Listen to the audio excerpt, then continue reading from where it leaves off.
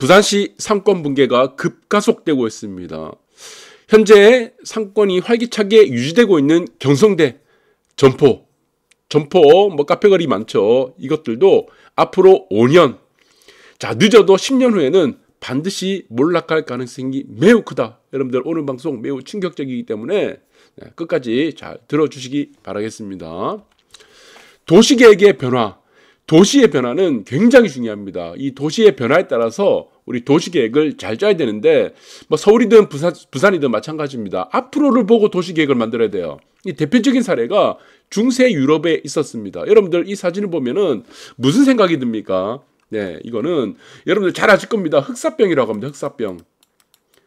자, 왜 흑사병이라고 합니까? 이 병에 걸리면요, 네, 몸이 다 까맣게 변합니다. 자, 여기서 흑사병의 원인은 패스트균이죠. 패스트균은 설치류, 특히 쥐 같은 설치류에 있는 그쪽에 있는 벼룩이 있습니다. 벼룩이 이렇게 사람 몸을 이렇게 물어뜯으면서 균이 전파되는데, 자, 이 거리를 보시게 되면은 뭐 시체들이 지금 나둥글고 있습니다. 그래서 옆에 지금 지나간 사람이 코를 막고 있죠. 네, 그래서 이때 중세 유럽 같은 경우는 도시가 급가속적으로 생겨다 보니까 뭐 어떤 기본적인 상하수도의 개념이 부족했었습니다. 로마 시대 때부터는 하수도의 개념은 있었는데 이 상하수도, 상수도, 우리가 물을 받는 것, 하수도, 폐수를 처리하는 이 기술들이 부족했고, 그러다 보니까 오물을 여기다가 거리에다가 막 똥오줌을 그냥 버렸대요. 제가 중세 시대 때 살았던 사람 아니기 때문에. 그리고 시체들이 막 나들고 있습니다. 그 시체도 그냥 거리에 그냥 버린 거예요. 다 여기 시체들이 있죠. 그러니까 어떻게 되겠습니까? 자, 이런 전염병이 한번 번지게 되면은 이 전염병으로 인해서 인구가 급속도로 줄어들게 된다. 단기간에.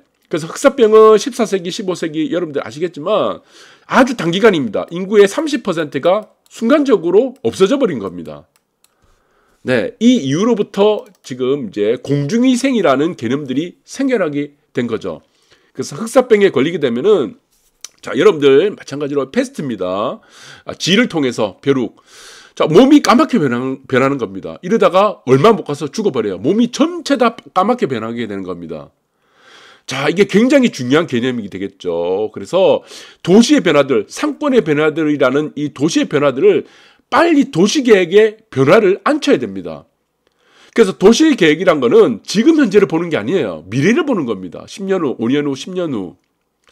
자, 그래서 지금 이 중세 유럽이 패스트, 흑사병을 거치게 되면서 자, 이렇게 지금 하수도의 개념들이 본격적으로 지금 마련이 됐다. 그전에도 도시에서는 로마 시대 때부터 있었지만 상하수도의 개념, 공직위생에 대한 개념이 생겨나면서부터 이런 전염병이 많이 줄어들게 됐죠. 자, 그래서 이게 굉장히 중요하다. 그래서 지금 상권도 마찬가지지만 이 전염병도 도시에 대한 변화들을 상당 부분 가져오게 됩니다. 자, 여러분들, 자, 강남역, 여러분들 아실 겁니다. 강남역, 불타는 강남역이라고 해서 여러분들 여기는 뭐 불패다. 이런 얘기가 많이 들렸었습니다. 그런데 어느 순간 강남역은 불이 꺼지기 시작했어요. 공실이 넘쳐나기 시작합니다. 심각합니다. 강남역.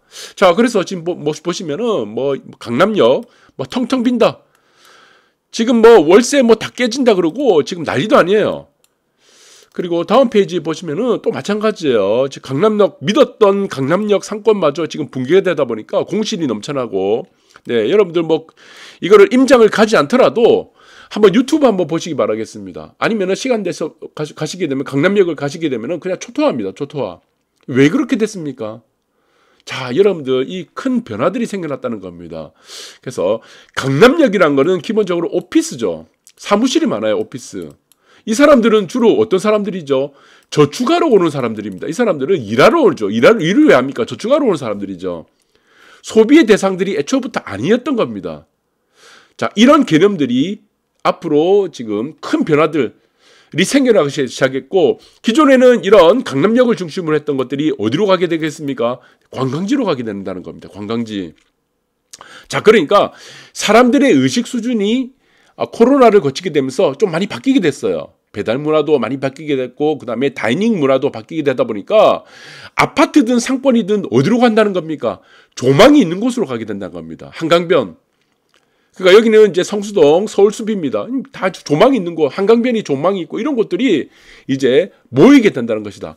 이 변화들은 어디서부터 시작됐습니까? 아파트부터 시작되는 거예요. 아파트부터 시작이 되다 보면 그 다음에 따라오는 것이 무엇입니까? 상가가 따라옵니다. 상가, 상권. 지금의 상권의 변화들은 무엇으로 간다? 조망 위주로 간다. 관광지 이런 위주로 간다. 이렇게 보시면 될 것 같아요. 그래서 전국적으로 마찬가지입니다. 서울도 마찬가지로 부산도 마찬가지로 상권들이 다 붕괴되고 있어요. 그러나 한쪽에서는 상가가 부족합니다.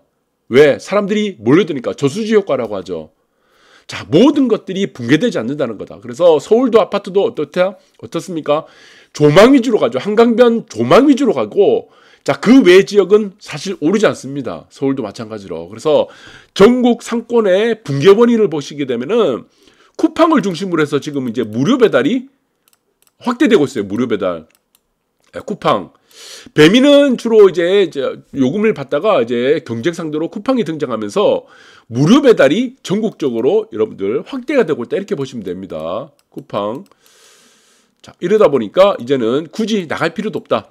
그래서 전국적으로 이제는 이제 거의 확대될 것 같고, 그 다음 가장 중요한 변화들 또 하나 있습니다. 10년 후에 20대 인구가 절반으로 줄어들게 됩니다. 지금 0.76이죠. 0.73이죠. 인구. 자, 그렇게 되면은 20대 인구는 10년 후에는 5년 후 그때부터 본격적으로 늘기 시작하고 10년 후에는 20대 인구가 절반으로 줄어든다. 자, 대표적인 소비계층입니다. 소비계층이 20대인데 이 인구들이 절반으로 줄어들게 되면은 어디가 가장 먼저 타격을 받습니까?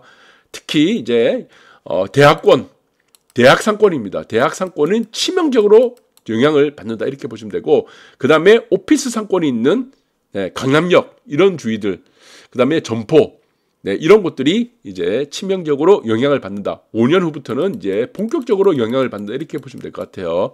그 다음에는 또 하나의 변화, 한강변, 한강이죠. 광안대교 같은 조망을 선호하게 된다는 겁니다. 우리 국밥 한 그릇을 먹더라도 아무 때나 이제 안 갑니다. 젊은 층들. 20대, 30대들. 어디로 갑니까? 조망을 보면서 관광지로 간다는 겁니다. 그 문화들에 지금 가장 큰 영향을 주는 것은 다이닝입니다. 다이닝을 선호한다는 겁니다. 이 의식 수준이 이제 좀 더 이제 증가하게 되고, 그리고 지금 아까도 말씀드렸던 이 배달 문화가 지금 무료 배달 문화가 이제 정착이 된다 그러면은 아무 때나 가서 지금 뭐 슬리퍼 끌고 가서 뭐 국밥 먹고, 지금 뭐 돈가스 썰고 칼국수 이렇게 끊어가면서 젓가락 끊어가면서 먹진 않는다는 겁니다. 그거는 다 이제 배달로 가게 된다는 거죠. 나머지는 다 관광지의 조망을 보면서 다이닝으로 간다. 이렇게 보시면 될 것 같아요. 그래서 큰 변화들이 나타나고 있다라고 보시면 되고, 지금 부산에서는 가장 심각한 문제가 부산대입니다. 자, 상가 4곳 중 한 곳 공실이 되죠. 강남역도 지금 굉장히 심각해요. 자, 그런데 이것들은 지금 변화가 지금 만들어질 수 있습니까? 대책이 없어요, 사실은. 왜 대책이 없습니까? 10년 후부터는 또 20대가 인구가 절반으로 줄어들게 되겠죠. 절반으로. 어떻게 대책을 만듭니까? 대책이 불가능하다는 겁니다. 그래서 부산시에서는 지금 이제 뭐 100억을 지원한다. 세금을 가지고 재정 지원이죠. 이 100억이죠, 100억. 그래서 규제 완화해서 온누리 상품권하고 상권 프로그램을 만든다고 그러는데 이거 다 헛방입니다. 안 돼요. 세금만 혈세만 지금 낭비하게 된다는 겁니다. 혈세. 이건 안 됩니다. 부산대 상권은 절대로 못 살린다. 이렇게 보시면 될 것 같고, 그래서 이 부분들은 다르게 활용을 해야 됩니다. 그래서 제가 말씀드렸던 것이 무엇이냐. 도시계획을 잘 만들어야 돼요. 도시계획. 앞으로 변화하는 도시계획. 미래를 반영해야 됩니다. 그래서 도시계획이란 거는 사실 자, 그 도시에서 가장 머리 좋은 사람들이 이거 만들어야 됩니다. 아무나 이렇게 건들면 안 돼요. 아시겠습니까? 그래서 이 변화들을 보고 만들어야 된다라는 부분들 보시기 바라고, 그래서 여기와 반대로 어떤 부분들이 문제가 되고 있습니까? 광안리는 상권이 없습니다. 광안리. 자, 여러분들 말씀드렸죠. 자, 수요 공급에 따라서 우리가 지금 가격이 결정됩니다. 근데 이거 부산시 사람들은 뭐라고 얘기합니까? 상가주리 자기들이 돈 벌려고 이렇게 지금 상가를 막 임대료를 올린다. 이렇게 생각하는 거예요. 이렇게 생각하면 안 됩니다. 이건 위에는 P고 Q죠. 퀀티티. 이 수량이죠. 위에는 P는 뭡니까? 프라이스 가격이죠. 가격. 자, 항상 균형입니다. 균형. 여러분들이 생각해야 될 것은 항상 균형이에요. 도시계획은 무엇을 맞추는 계획입니까? 균형을 만드는 계획입니다. 균형. 수요와 공급이 만나는 곳, DS, 수요와 공급이 만나는 곳이 뭡니까? 이게 바로 균형입니다. 그것이 뭡니까? 가격이에요, P. 자, 광안리는 공급이 그대로죠. 고정이 되어 있죠. 그런데 여기 만나는 곳이 보시면은 여기가 P, D, D1이라고 하면은 D2가 어떻게 됩니까? 수요는 계속 늘어나게 되겠죠. D2. 그다음 D3. 네. 수요는 여기서부터는 뭐 1, 여기 만나는 곳이 2, 여기 만나는 곳이 3이라 그러면은 가격은 어떻게 됩니까? 계속 올라가죠. 계속 올라가죠. 100원, 200원, 300원 계속 올라가죠. 왜? 공급은 그대로죠. 공급은 S라는 서플라이는 그대로인데 디맨드는 어떻게 됩니까? 1, 2, 3으로 계속 이렇게 수량이 늘어나게 되니까 어떻게 돼? 가격은 계속 올라간다는 겁니다. 그래서 도시계획은 무엇을 맞추는 겁니까? 균형을 맞추는 거고 반드시 수요와 공급을 보고 만들어야 되는 겁니다. 그런데 광안리는 지금 상권이 없는데 이걸 어떻게 됩니까? 상권을 확대시켜야 되죠. 상권을 확대시키려면 어떻게 됩니까? 상업지를 확대시켜야 돼요. 상업지. 그 다음에 준주거지를 확대시켜야 되는데 이걸 안 한 겁니다. 일부 사람들이 무슨 재건축해서 돈 번다 이런 논리만 가지고 하다 보니까 지금 어떻게 됐냐? 자, 지금 보시면 임대료를 견디지 못해서 상권이 나가게 되면은 네, 업주가 나가게 되면 어떻게 됩니까? 네, 상가지 이 건물주들은 가격을 내릴 필요가 없죠. 왜? 오락실이 들어오면 되니까. 그래서 광안리 상권은 상가가 너무 부족하기 때문에 이 사람들이 여기에 뭐 스타벅스가 들어오든 아니면은 유명 셰프가 들어오든 오락실이 들어오든 상관 안 합니다. 자기는 임대료만 받으면 돼요. 그래서 광안리 상권들이 앞으로는 어떻게 됩니까? 전부 다 오락실로 변하게 됩니다. 이 책임은 부산시 도시계획과가 책임져야 됩니다. 미래를 보지 않은 겁니다. 미래를 전혀. 그래서 여러분들 보시게 되면은 지금 점포 상권이 이렇게 있습니다. 그리고 가장 심각한 문제는 상가 공급이 안 되죠. 왜? 여러분들 보시면은 점포 상권이 무너지고 경성대 상권이 무너진다고 해서 광안리 상권이 무너지지 않습니다. 이거는 성수동 상권도 마찬가지예요. 관광지는 절대 안 무너집니다. 여기는 더 집중됩니다. 여기는 더 집중이 돼. 그런데 부산시 도시계획은 어떻게 됐습니까? 여기는 상업지를 만들어 놓고 자, 여기 협진태양과 준주거지 있는 부분은 어떻게 됐습니까? 이거는 개발을 하지 않았던 겁니다. 이거는 여기 이종주거지 만들어 놨죠. 이종주거지. 그러니까 당연히 상가가 부족할 수밖에 없다는 겁니다. 그래서 그 뒤편을 보시면은 이 광남로입니다. 광남로의 일대에 보면 여기 준주거지가 있습니다. 여기를 어떻게 됩니까? 상업지로 만들어줬어야 돼요. 여기 또 상업지로 만들어야 되는데 이걸 안 한 겁니다. 니들이 돈을 번다, 일부가 돈을 번다의 개념으로 접근하다 보니까 모든 사람들이 다 피해를 보게 되는 겁니다. 그래서 앞으로는 마찬가지로 광안리 네, 지금 광안리는 다이닝이라고 했죠. 지금 국밥 한 그릇을 먹어도 어떻다고 했습니까? 조망을 본다고 했죠. 이 다이닝이라고 했죠. 다이닝. 다이닝 문화가 되기 때문에 자, 그래서 앞으로도 이제 여기 보시면은 광안리 상권은 임대료가 지속적으로 더 올라가게 된다. 그리고 이제는 어떻게 됩니까? 지금 경성대도 마찬가지죠. 경성대 상권도 인구가 10년 후, 5년 후부터는 어떻게 됩니까? 절반으로 학령 인구가 절반으로 20대가 줄어들게 되겠죠. 이 인구들이 어떻게 되겠습니까? 상권이 붕괴됩니다. 이것도 경성대 상권도 이 인구들이 붕괴된다. 여기는 5개의 대학들이 있습니다. 네, 결론적으로 뭡니까? 학령 인구가 줄어든다는 겁니다. 이 변화들은 여러분들이 바꿀 수가 없습니다. 그래서 여기에 상권들이 어떻게 됩니까? 집중됐던 부분들은 다수가 어디로 갑니까? 이 광안리로 갑니다. 광안리. 네. 돈이 되는 곳으로 간다 이렇게 보시면 되고 예, 점포 상권도 마찬가지예요. 지금은 이제 카페거리 문화 이렇게 전보 뭐 전리단길이라고 해서 문화가 형성되고 있는데 점포 상권의 기본적인 우리가 지금 유지가 됐던 것들은 기득권이 유지가 됐던 곳은 여기 1번가입니다. 서면 1번가 복개천이죠. 여기서 어디로 변화됐습니까? 점포역 주위로 해서 지금 확대가 됐다.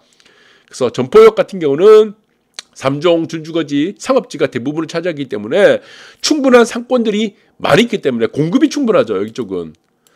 그런데 여기도 마찬가지입니다. 지금도 이제 관광객들이 다니긴 하는데 여기에 문제가 뭡니까? 이 조망이 없습니다. 조망. 관광지가 아니에요. 자, 결국에는 점포 상권은 5년 이상을 못 버팁니다. 저는 5년 이상을 절대 못 버틴다고 봅니다. 이때부터 5년 후부터는 본격적으로 점포 상권은 쇠퇴기를 맞을 것이다.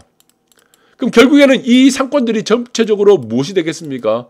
이것은 배달업종으로 다 바뀔 가능성이 크다. 이렇게 저는 보고 있습니다. 오피스가 주 중심이기 때문에. 그래서 여러분들 보시면은 지금 이제 뭐 동네 상권도 마찬가지지만 부산대 상권은 이미 이제 붕괴되고 있고 많은 상권들이 지금 점포, 그다음 광안리, 경성대 상권들도 전부 다 이쪽으로 합니다. 이쪽으로 이제부터는. 네, 상권들이 어떻게 돼? 광안리 상권으로 간다. 그래서 부산에서는 앞으로는 상권들이 여러분들이 보시는 바와 같이 광안리 상권들이 탑이 되고, 네, 결론적으로는 탑이 되겠죠. 이쪽은 이제 하고, 자, 해운대 상권은 상업지가 많죠. 이미 공급은 충분하다는 겁니다. 공급. 그래서 이쪽은 사실 월세 가격이 잘 안 오릅니다. 오를 수가 없어요. 네. 그리고 이 전면에 조망이 없기 때문에 자, 이쪽도 유지는 할 수가 있다. 그러나 결과적으로는 볼 때는 우리가 지금 배달 문화, 특히 다이닝 문화가 이제 확대가 되는 이 추세, 그리고 20대가 인구가 절반으로 줄어드는 이 추세로 보게 되면은 부산은 광안리가 독보적인 상권을 유지할 것이다. 네, 그렇다면은 지금 이제 5천만 원이죠. 예, 5천만 원도 앞으로는 이것이 상권이 30평, 전용 면적 이거는 1억대까지도 넘어갈 가능성이 있다. 어떻게 돼? 부산시에서 각성을 하지 못한다면 역세권 활성화 대책이라든가 이런 것을 통해서 상가를 충분하게 공급하지 못하게 되면은 1억대. 그럼 결론적으로 어떻게 됩니까? 사람은 몰리는데 전부 다 오락실로 변할 수 있다. 자, 그래서 여러분들 패러다임을 여러분들 잘 보셔야 됩니다. 서울의 패러다임, 강남역 상권 무너지고 있는 이 패러다임, 부산의 상권도 경성대, 점포도 무너지는 이 패러다임을 잘 보셔야 됩니다. 앞으로 미래. 결론적으로는 돈이 되는 곳은 광안리 상권밖에 유지가 될 수 없다. 광안대교 조망권이라는 이 상권의 특수한 환경들, 그리고 다이닝 문화가 확대되는 이 문화들을, 이 상권의 패러다임들을 여러분들이 잘 보시기 바라겠습니다. 참고하시기 바라겠습니다. 감사합니다.